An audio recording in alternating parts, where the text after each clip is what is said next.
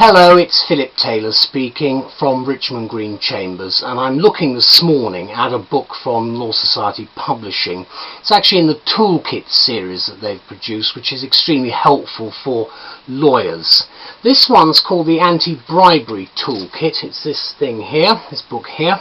It's part of the Law Society's Risk and Compliance Service, and it's been written by Amy Bell.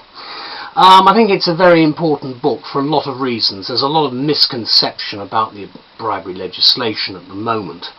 My wife and I have given it a title, What You Really Need to Know About the New Anti-Bribery Legislation. A brilliant and accessible guide here, new from the Law Society with accompanying CD-ROM, and that's what we've got.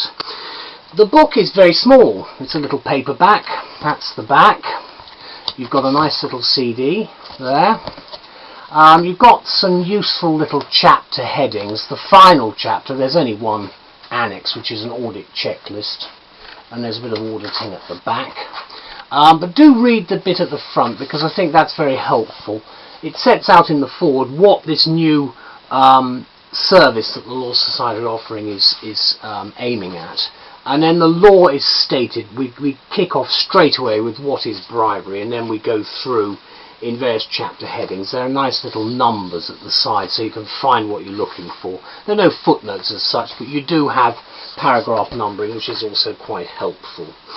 What Amy Bell says here is that, and I think we all agree, that bribery is bad news for business.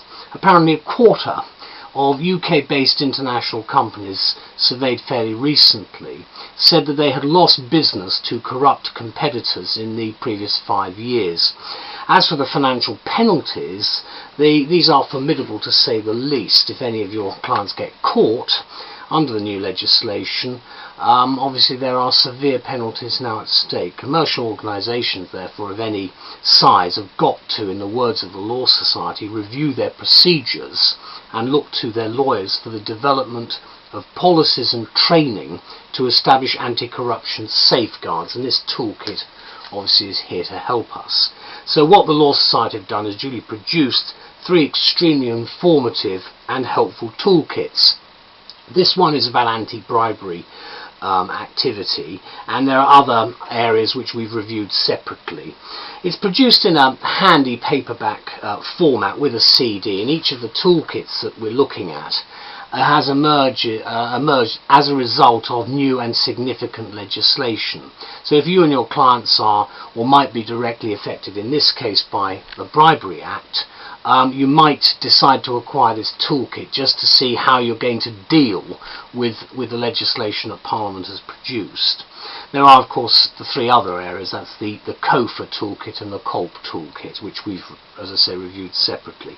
So for the purposes of this review, we're focusing on the anti-bribery toolkit itself, and it contains a number of draft policies, checklists and other instruments which will enable you as the practitioner to implement due diligence and put the appropriate safeguards in place. Besides the anti-bribery policy itself, these materials include governance policies, communications to staff, risk management, gifts and hospitality, which I think is an important area, and much more, including auditing, which is the last chapter. And the CD-ROM delivers a number of useful appendices, which you'll again find helpful when you download them.